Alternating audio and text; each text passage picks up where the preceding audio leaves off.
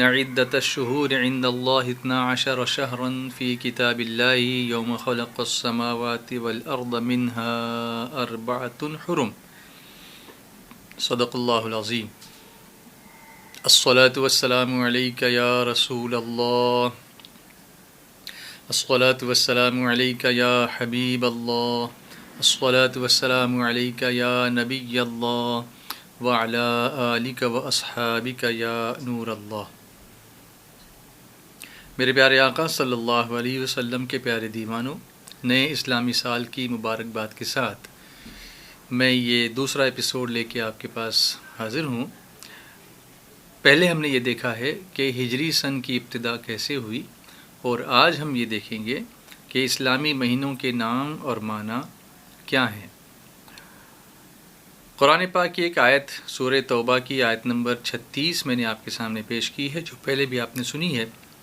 اللہ تعالیٰ فرماتا ہے، بے شک مہینوں کی گنتی اللہ کے نزدیک اللہ کی کتاب میں 12 مہینے ہیں، جب سے اس نے آسمان اور زمین بنائے، ان میں سے 4 مہینے حرمت والے ہیں۔ اس سے ایک بات کلیئر ہوئی کہ مہینوں کا جو حساب ہے یہ کسی سائنسدان کی دین نہیں ہے، یہ کسی سائنٹسٹ نے ہم کو نہیں دیا، بلکہ اللہ نے ہی یہ گنتی ہمیں عطا فرمائی۔ اور کب سے عطا فرمائی؟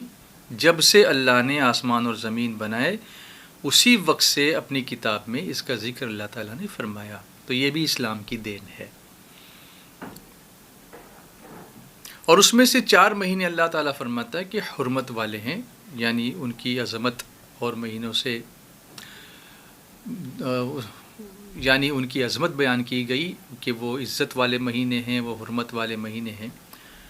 اب یہ جو 12 مہینے جن کے نام ہم لوگ جانتے ہیں، ہاں کہیں کہیں ایسا بھی ہے کہ ہمارے بچے ابھی تک ان 12 ناموں کو یاد نہیں کر پائے۔ ہم اس کے لیے بھی کوشش کریں گے کہ ہمارے بچے ان ناموں کو آسانی سے یاد کر سکیں اور ان کا مطلب بھی سمجھ سکیں، کہ کسی بھی نام کا ایک میننگ تو ہوتا ہی ہے نا۔ جیسے آپ کسی بچے کا نام رکھنے جاتے ہیں تو مجھ سے پوچھتے ہیں، اپنے کسی بڑے سے پوچھتے ہیں، کسی بزرگ سے پوچھتے ہیں، تو جب وہ نام دے دیتے ہیں تو پھر پوچھتے ہیں حضرت اس کا مطلب کیا، اس کا معنی کیا ہے، کیونکہ آپ جاننا چاہتے ہیں کہ اس کے پیچھے کیا ریزن ہے۔ اسی طرح اسلامی مہینوں کے جو نام ہیں ان کے بھی کچھ معنی اور مطالب ہیں، اور اس کو اگر ہم سمجھتے ہیں تو اس کا سگنیفیکنس ہمیں معلوم ہوگا۔ اب اسلامی مہینے جب رائج ہوئے، اس سے پہلے عرب جو تھے وہ قمری مہینوں کے نام استعمال کرتے تھے۔ قمری مطلب جن کی نسبت چاند کی گردش سے تھی، اور پھر وقت گزرنے کے ساتھ ساتھ عرب میں کچھ ناموں پر اتفاق ہو گیا، کنسنسس ہو گیا، اس کو لوگوں نے قبول کر لیا، اور سارے عرب علاقے میں یہی نام جو ہے وہ رائج ہو گئے۔ اور یہ وہی نام تھے جو نام آج کل ہمارے یہاں پر معروف ہیں، پہچانے جاتے ہیں، محرم سے لے کے ذی الحجہ تک۔ اور یہ واقعہ کب کا ہے کہ نئے نام دیے گئے؟ پہلے قمری مہینوں کے جو نام تھے، قمری نام تھے، یہ 5ویں صدی عیسوی کا واقعہ ہے، جو کہ نبی کریم صلی اللہ تعالیٰ علیہ وسلم کے 5ویں دادا حضرت کلاب کا زمانہ تھا۔ اب دیکھتے ہیں کہ 12 مہینوں کے نام، چلیے پہلے 12 مہینوں کے نام ہم 12 مہینوں کے نام ہم سن لیتے ہیں، ان کو پڑھ لیتے ہیں، اور ایک انوکھے انداز میں ان کو ریپیٹ کرنے کی کوشش کرتے ہیں، تاکہ ہمارے بچے ان ناموں کو ایک ردم کے ساتھ پڑھ سکیں اور ان کو آسانی سے یاد کر سکیں۔ محرم، صفر، ربیع الاول، ربیع الثانی، these are the months in Islam. Jumada الاولی، Jumada الاخری، Recep and Shaban, Ramzan, Ramzan, Ramzan and شوال، ذو القعدہ and ذو الحجہ.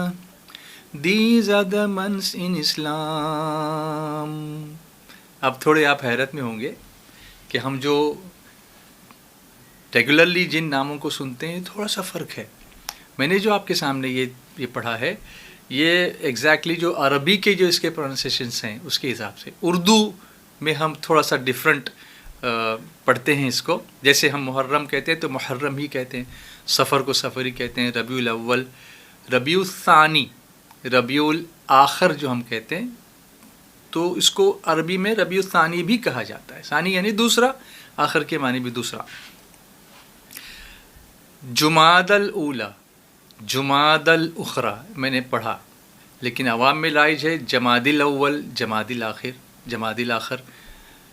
تو یوں بھی پڑھا جا سکتا ہے کیونکہ عوام میں اس طرح سے یہ معروف ہے، مشہور ہے، تو آپ پڑھیں گے تو ایسا نہیں کہ کوئی آپ غلط کام کر رہے ہیں. لیکن آپ ایگزیکٹ اگر عربی لغت کے اعتبار سے اس کو پڑھنے جائیں گے تو ہم پڑھتے ہیں اس کو جمادی الاولی اور جمادی الاخری. رجب تو رجب ہی ہے، شعبان شعبان، رمضان وہ بھی رائج ہے، شوال وہ بھی رائج ہے. کچھ لوگ جو ہے اس کو شیوال بولتے ہیں، تو یہ شیوال نہیں ہے، یہ شوال ہے. ذوالقعدہ جس کو ہم ذی قعدہ بھی بولتے ہیں، ذوالحجہ جس کو ذی الحجہ بھی بولتے ہیں. اٹس اوکے، آپ اس کو اس طریقے سے، جس طریقے سے میں نے بتایا اس طریقے سے آپ اس کو یاد کر لیں تو یہ بچوں کو جلدی سے یاد ہو جائے گا، اچھی طریقے سے یاد ہو جائے گا اور ان کی زبان پر یہ نام آ جائیں گے. تو انشاءاللہ وہ اسلامی تاریخ سے مربوط بھی ہوں گے، اسلامی تاریخ سے آشنا بھی ہوں گے اور ان ناموں کو رکھنے کی وجوہات سے بھی واقف ہوں گے جو ابھی ہم سمجھنے جا رہے ہیں. محرم کے جو ڈکشنری معنی ہے وہ ہے ممنوع یا حرام کیا گیا یا عظمت والا اور لائق احترام. جیسے مسجد حرام تو وہاں پر بہت سارے کام جو عام اوقات میں ہم کرتے ہیں وہ حرام ہے. جیسے آدمی احرام میں آیا تو احرام میں اب خوشبو نہیں لگا سکتا، بدن کا میل نہیں چھڑا سکتا، سر اور چہرہ نہیں چھپا سکتا. تو یہ اس کی حرمت ہے، اس کی عظمت ہے، اس لیے اس کو احرام کہا گیا. اسی طرح مسجد حرام کہا گیا اس کو کہ اور جگہوں پر تو ہم گناہ کرتے ہیں تو وہ گناہ لکھا جاتا ہے، لیکن حرم میں جو گناہ کیا جائے گا اس کا میگنیٹیوڈ زیادہ ہوگا کیونکہ وہ حرمت والی جگہ ہے. اور جگہوں پر آدمی گناہ کرتا ہے وہ بھی گناہ ہی ہے، لیکن مسجد میں جو گناہ کرے گا کیونکہ مسجد بھی حرمت والی جگہ ہے، اسی طرح یہ مہینہ بھی حرمت والا ہے. اور جن کا ذکر قرآن پاک میں اللہ نے یہاں جیسے میں نے آپ کو بتایا کہ منہا اربعۃ حرم، ان 12 مہینوں میں سے 4 مہینے خاص عظمت والے یا حرمت والے ہیں، جس میں سے Muharram at the top of the order آتا ہے شروع میں، 2 مہینے بیس میں آتے ہیں، اینڈ میں آتے ہیں، ذی القعدہ اور ذی الحجہ، اور 1 مہینہ جو رجب المرجب ہے وہ درمیان میں آتا ہے. اس طرح سے یہ 4 مہینے خاص حرمت والے مہینے. سفر کا معنی کیا ہے؟ یہ صاد سے سفر ہے، سین سے سفر نہیں ہے، ٹریول کرنا وہ نہیں. سفر اس کا معنی، اس کا مفہوم کیا ہے؟ اس کا معنی، اس کا لغوی معنی، اس کا ڈکشنری میننگ ہوتا ہے خالی، ایمٹی. اب یہ خالی کیا ہے؟ جو گھر سامان سے خالی ہو اس کو کہتے ہیں بیت سفر من المتاع، یعنی یہ گھر جو ہے یہ سامان سے خالی ہے تو وہ سفر ہے. یا اگر خالی ہاتھ ہو تو کہیں گے سفر الید، یعنی ہاتھ جو ہے وہ خالی ہے. کہا جاتا ہے کہ عرب محرم کے مہینے کا احترام کرتے تھے، جو حرمت والے مہینے ہیں جیسے ذی القعدہ بھی ہے، ذی الحجہ بھی ہے، محرم ہے، ان کا وہ احترام کرتے تھے. تو اس میں قتل وغیرہ نہیں کرتے تھے، جنگ نہیں کرتے تھے، اس سے بچے رہتے تھے. لیکن جیسے ہی سفر کا مہینہ شروع ہو جاتا تو اب ان کو لگتا کہ یہ پابندی تو اب پوری ہو گئی، محرم ختم ہو گیا، حرمت والے مہینے اب فنش ہو گئے، اب ہم آزاد ہیں. اب گھر سے نکل پڑتے تھے اور گھر سے نکل کر گھروں کو خالی چھوڑ دیتے تھے. اس لیے اس مہینے کا نام خالی یا سفر پڑ گیا. واللہ تعالی علم. اب آئیے ربیع الاول. اللہ اللہ سبحان اللہ. ربیع الاول اس کے معنی کیا ہے؟ پہلی بہار، the first spring، پہلی بہار. ہم پڑھتے ہیں نا رحمت خدا کی چھائی عیدوں کی عید آئی، پہلی بہار آئی، پہلی بہار آئی، عیدوں کی عید آئی، یا رسول اللہ کرم، یا حبیب اللہ کرم، یا رسول اللہ کرم۔ پہلی بہار آئی، حضور کی ولادت پاک بھی اسی مہینے میں ہوئی۔ ربیع الاول ہجری سال کا ایک اہم اور تاریخی مہینہ ہے۔ جیسا کہ ہم نے یہ بھی دیکھا تھا کہ ہجرت بھی رسول اللہ صلی اللہ علیہ وسلم کی ربیع الاول کے مہینے میں ہی ہوئی، ولادت بھی ربیع الاول شریف کے مہینے میں ہوئی۔ اب ربیع بہار کے معنی میں آتا ہے، اور اس کو ربیع کہنے کی ایک وجہ یہ بھی ہے کہ یہ بہار کے موسم میں آیا تھا۔ اب آپ کہیں گے کہ ایسا کیوں؟ تو ایک بات یہ بھی سمجھ لیں کہ یہ جو نام رکھے گئے اس میں ایک رول موسم کا بھی تھا کہ جس مہینے میں جو موسم ہوتا اسی کی مناسبت سے اس کا نام رکھا جاتا۔ تو جب یہ نام رکھے گئے اس وقت جو موسم تھا وہ بہاروں کا تھا، اس لیے اس کو ربیع الاول کہا گیا۔ یہ پہلا مہینہ بہار کا، کہ جب بہار آتی ہے تو پھر ایک دو مہینے اس کا اثر رہتا ہے نا، تو یہ پہلی بہار، اس لیے اس کو کہا گیا ربیع الاول۔ یا اس کی ایک وجہ تسمیہ یا نام رکھنے کی ایک وجہ ارتباع سے بھی یہ موسوم ہے یا مشتق ہے۔ ارتباع کہتے ہیں گھر میں ٹکے رہنے کو، چونکہ اس مہینے میں لوگ اپنے گھروں میں بیٹھے رہتے تھے، اس لیے بھی اس کو ربیع کا نام دیا گیا، ربیع الاول۔ اسی طرح سے اب دیکھیں ربیع الثانی یا ربیع الاخر جس کو ہم کہیں گے، اس کا معنی مفہوم کیا ہے؟ ربیع الثانی یا ربیع الاخر یہ اسلامی سال کا چوتھا قمری مہینہ ہے۔ عرب کے لوگ اسے اکثر ربیع الاخر ہی کے نام سے یاد کرتے ہیں، اور اس کے معنی ہے دوسری بہار۔ تو بہار کا پہلا مہینہ ربیع الاول اور بہار کا دوسرا مہینہ ربیع الثانی یا ربیع الاخر۔ اس مہینے میں بھی بہت سارے اہم واقعات ہوئے ہیں۔ تبلیغ دین کا سلسلہ زور و شور سے جب شروع ہوا تو یہی مہینہ تھا۔ اسی ماہ مبارک میں حضرت خدیجہ، حضرت علی، حضرت زید بن حارث، حضرت سیدنا ابو بکر صدیق رضی اللہ تعالی عنہم اجمعین یہ اسلام کے شرف اسلام سے مشرف ہوئے۔ اس کے علاوہ اور بہت سے واقعات ایسے ہیں جن کا ظہور خصوصیت کے ساتھ اسی مہینے میں ہوا، ربیع الاخر کے مہینے میں یا ربیع الثانی کے مہینے میں۔ جیسے چند اہم واقعات اس طرح ملتے ہیں۔ فرض نمازوں میں جو اضافہ ہوا وہ اسی مہینے میں ہوا۔ حضرت عبداللہ ابن سلام اسلام کی دولت سے مالا مال ہوئے، اسی مہینے میں ہوئے۔ ان کے ساتھ ان کے گھر والے، ان کی پھوپھی حضرت خالدہ بنت حارث، انہوں نے بھی اسلام قبول کیا۔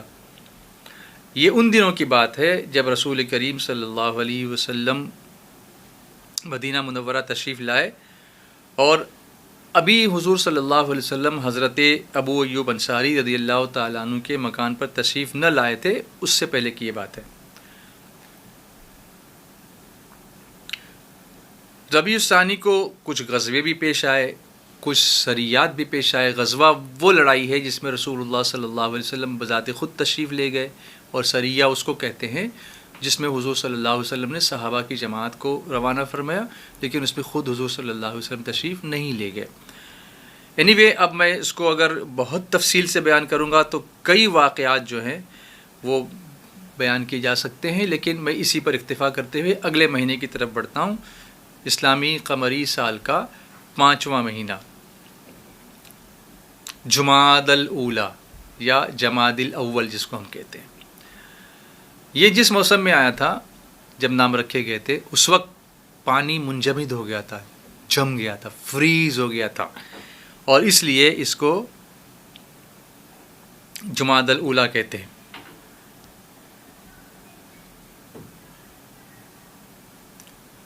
اسی طرح جمادی الاخری، یہ جمادی الاخر جس کو ہم کہتے ہیں، جمادی الاولیٰ، جمادی الاخری، جمادی الآخر، یہ بھی پانی کے منجمد ہونے کا ہی واقعہ رہا ہوگا، جس کی وجہ سے اس کو بھی جمادی الاخری کہا گیا۔ دوسرا مہینہ جس میں پانی جم رہا تھا، سردی کا موسم رہا ہوگا اس زمانے میں۔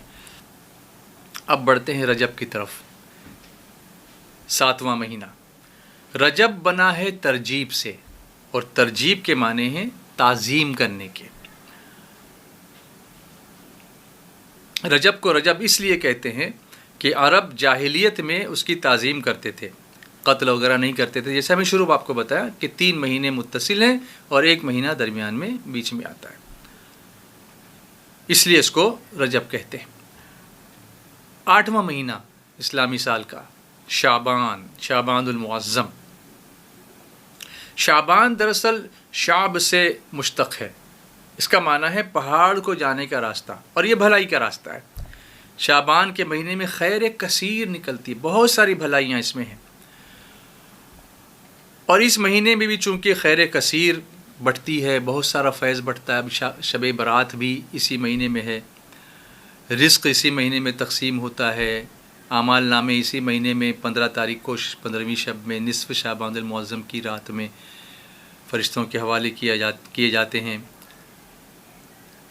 اچھا، ایک معنی اس کا یہ بھی ہے کہ ظاہر ہونا، نکلنا، پھوٹنا، کیونکہ اس مہینے میں خیر کثیر پھوٹتی ہے، بندوں کا رزق تقسیم ہوتا ہے، تقدیر کے اندر جو لکھا ہوا ہے اعمال نامے میں وہ نوشتہ جو ہے فرشتوں کے حوالے کیا جاتا ہے، اس وجہ سے اس مہینے کا نام شعبان رکھ دیا گیا۔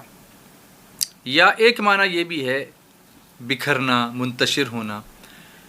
تو اس مہینے میں، حرمت والے مہینے میں، لوگ جو گھروں میں قید رہتے تھے رجب میں، تو اس مہینے میں ماہ شعبان میں لڑائی جھگڑے کے لیے گھر سے باہر بھی نکلتے تھے، اور اسی لیے اس کو بکھرنے کا مہینہ بھی کہا گیا یا منتشر رہنے کا مہینہ بھی کہا گیا۔ اس سے ایک بات اور بھی پتہ چلی کہ دور جاہلیت میں جب حضور صلی اللہ علیہ وسلم دنیا میں تشریف نہیں لائے تھے تو لوگ کیا کیا کرتے تھے، اور کیسے کیسے ناموں سے اپنے کو منسوب کرتے تھے، اور کیسے کیسے کاموں میں لگے رہتے تھے کہ بس ادھر قتل کر رہے ہیں ادھر جدال کر رہے ہیں، لیکن وہ نبیوں میں رحمت لقب پانے والا، مرادیں غریبوں کی بر لانے والا، اتر کر ہرا سے سوئے قوم آیا اور ایک نسخہ کیمیا ساتھ لایا۔ جاہلیت کی تمام رسموں کو میرے آقا صلی اللہ علیہ وسلم نے اپنے قدموں تلے رون دیا اور ہم کو ایک اسلام کا خوبصورت نظام عطا فرمایا۔ پھر آتے ہیں رمضان، سبحان اللہ۔ عربی زبان میں رمضان کا مادہ جو ہے اس سے جو معنی نکلتا ہے وہ ہے سخت گرمی اور تپش، ہیٹ۔ ہو سکتا ہے کہ اس وقت جب یہ نام رکھا گیا تب گرمی رہی ہو۔ رمضان میں چونکہ روزہ دار بھوک اور پیاس کی حدت اور شدت محسوس کرتا ہے، اس لیے اسے رمضان کہا جاتا ہے۔ اگر یہ رمضان سے مشتق ہے تو اس کا معنی سخت گرم زمین ہے، لہٰذا رمضان کا معنی سخت گرم ایسا ہوا۔ تو یہ نام اس لیے رکھا گیا ہے کہ جب عربوں نے پرانی لغت سے مہینوں کے نام منتقل کیے، چینج کیے، تو انہیں اوقات، وقت اور زمانے کے ساتھ انہوں نے موسوم کر دیا جن میں اس وقت وہ واقع تھے۔ وہ مہینے اس وقت جس وقت میں آئے یا جس زمانے میں آئے، اتفاقاً رمضان ان دنوں سخت گرمی کے موسم میں آیا تھا، اس لیے اس کا نام رمضان رکھ دیا گیا۔ یا ایک وجہ یہ بھی ہے کہ یہ مہینہ اللہ تعالیٰ کی رحمت، بخشش اور مغفرت کی کثرت کی وجہ سے مسلمانوں کے گناہوں کو جلا کر ختم کر دیتا ہے۔ تو گرمی سے یہ گناہوں کا جل جانا، یہ بھی اس کے معنی، اس کے مفہوم کا ایک ذریعہ ہے۔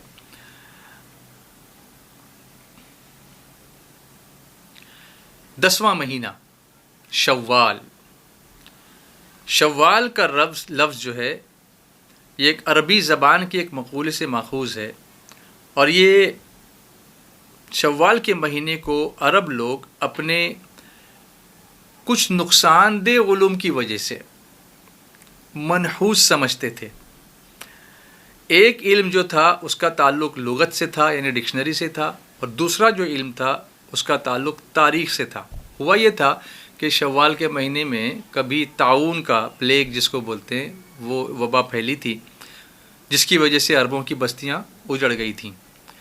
کچھ لوگوں نے ان تاریخوں کو پکا اس طرح سے پکڑ لیا اور یہ کہا کہ یہ تاریخیں جو ہیں اس مہینے کی بڑی نحوست والی تاریخیں ہیں، اس میں بلائیں آتی ہیں، اس میں نحوستیں پھیلتی ہیں، بیماریاں پھیلتی ہیں۔ اگر ان کی لغت کو دیکھا جائے، ڈکشنری کو دیکھا جائے، تو اس میں بھی کچھ معنی ایسے ہی آئے ہیں، زائل ہونا، کم ہونا یا برکت کا چلا جانا۔ تو اس سے کچھ لوگوں نے یہ سمجھ لیا کہ اگر اس مہینے میں شادی ہوگی یا رخصتی ہوگی تو برکت نہیں ہوگی، زیادہ دن چلے گی نہیں، میاں بیوی میں جو محبت ہوگی وہ اچھی نہیں ہوگی۔ لیکن جب اسلام کی روشنی آئی تو شوال کے مہینے کی جو بدنامی تھی اس کو بھی دور کر دیا۔ سبحان اللہ۔ وہ کیسے؟ شوال کے 6 روزے رکھو ماہ رمضان کے بعد، شوال کے 6 روزے رکھو تو پورے سال کے روزوں کا ثواب پالو۔ کسی اور مہینے کے نفل روزوں کا یہ مقام نہیں جو شوال کے 6 روزوں کا ہے۔ سبحان اللہ۔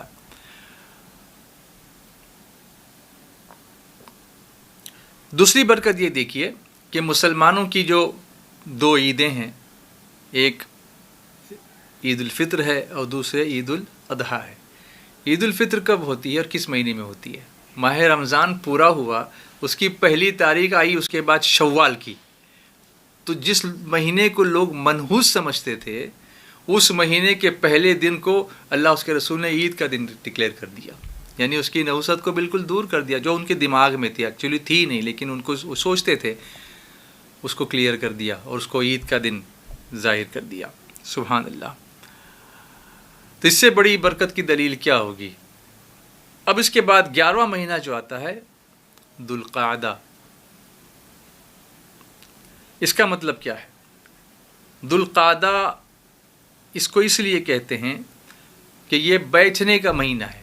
عرب اب اس مہینے میں سفر نہیں کرتے تھے، جنگوں میں نہیں جاتے تھے، کیونکہ یہ حرمت والے مہینوں میں سے ایک تھا۔ تو اب جو کچھ بھی ان کو پہلے کرنا تھا وہ کر کے اب گھروں میں بیٹھ جاتے تھے، تو قعدہ بیٹھنا۔ اور اسی طرح ذوالحجہ، یہ اسلامی سال کا 12واں مہینہ ہے۔ اس کی وجہ یہ ہے کہ اس ماہ میں لوگ حج کرتے ہیں، یہ حج کا مہینہ ہے، اور اس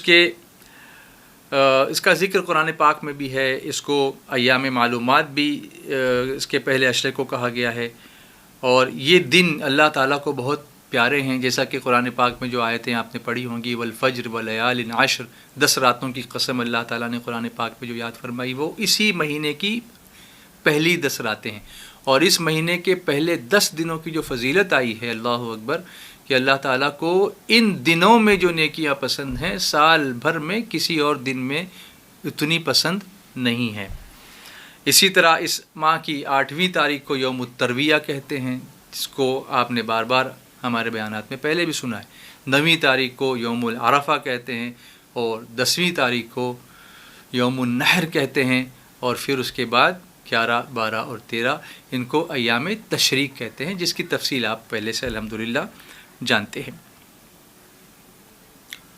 تو اس طریقے سے یہ 12 مہینوں کے نام ہم نے سمجھے، اور 12 مہینوں کے ناموں کا جو مفہوم ہے یا اس کے معنی ہیں ان کو ہم نے سمجھا، اس کے پیچھے ریزن کیا رہا اس کو سمجھا۔ ایک حکمت اور میں آپ کے سامنے عرض کروں اور بات مکمل کروں کہ یہ قمری سال کیوں اختیار کیا گیا۔ اگر شمسی سال ہوتا تو جو مہینہ جس موسم میں آتا رہتا ہے اسی موسم میں آتا۔ جیسے فرض کیجئے کہ ماہ رمضان اگر جون کے اطراف جو موسم ہوتا ہے اس میں آتا تو اگلے سال بھی پھر اسی موسم میں آتا، پھر اگلے سال اسی موسم میں آتا، تو پھر انسان کی ٹیسٹنگ کیسی ہوتی یا کچھ ریلیکسیشن کیسے ملتا؟ کبھی بہت سخت گرمی ہوتی ہے تب بھی بندہ روزے رکھتا ہے، جیسے آپ ویسٹرن کنٹریز میں چلے جائیں تو 22 گھنٹے کے روزے ہوتے ہیں جب گرمی ہوتی ہے تو، اور جب سردی کے موسم میں ماہ رمضان آتا ہے تو پھر روزے بہت چھوٹے شارٹ ہو جاتے ہیں اور جلدی افطاری ہو جاتی ہے۔ تو دونوں طریقوں سے آزمایا گیا ہے۔ حج کا مہینہ آپ لے لیجئے، گرمی جب ہوتی ہے تو سخت گرمی میں ٹیسٹنگ ہوتی ہے، انسان کی آزمائش ہوتی ہے، اور سردی کے موسم میں آتا ہے تو احرام کی پابندی کے ساتھ وہ سردی کو برداشت کرنا، اس کی ٹیسٹنگ ہوتی ہے۔ تو اللہ تعالیٰ کی حکمتیں وہی جانتا ہے، لیکن ہم کو یہ سمجھ میں آتا ہے کہ اس طریقے سے روٹیٹ کر کے الگ الگ مہینوں میں نماز کے اوقات چینج ہوتے ہیں، کبھی مغرب 6 بجے ہی ہو جاتی ہے اور کبھی جو ہے 7:30 تک اس کا ٹائم ہمارے یہاں کے حساب سے میں بتا رہا ہوں کہ چلتا ہے. اب اگر انگلینڈ میں چلے جائیں گے تو 9:30 پونے 10 بجے تک گرمی کے موسم میں مغرب کی اذان ہی نہیں ہوتی ہے. تو یہ بھی ایک ٹیسٹنگ ہے کہ نماز کے اوقات کم زیادہ ہوتے رہتے ہیں. سورج نکلنے کا وقت کبھی کافی لیٹ ہوتا ہے تو ہم فجر کی نماز اطمینان سے پڑھ سکتے ہیں، اور کبھی جلدی سورج نکلتا ہے طلوع آفتاب تو اس سے پہلے ہمیں فجر پڑھنی پڑتی ہے، تو وہاں ہماری نیند ہم قربان کرتے کہ نہیں کرتے اس کی ٹیسٹنگ ہوتی ہے. تو یہ ساری چیزیں اللہ کی حکمتیں اللہ ہی بہتر جانتا ہے. جو ہماری سمجھ میں تھا آپ کے سامنے پیش کرنے کی سعادت حاصل کی. امید ہے کہ آپ کو یہ گفتگو معلوماتی محسوس ہوئی ہوگی. ضرور اس معلومات کو اپنے ذہن و دماغ میں بسائیں، دوسروں تک اس کو ضرور پہنچائیں. اللہ تعالیٰ نئے سال کو ہم سب کے لیے، نئے اسلامی سال کو ہم سب کے لیے اور سارے عالم اسلام کے لیے اور پوری دنیا کے انسانوں کے لیے مبارک کرے، اور ہم سب کو اللہ تعالیٰ علم دین حاصل کرنے، اس پر عمل کرنے اور اس کو عام کرنے کی توفیق عطا فرمائے.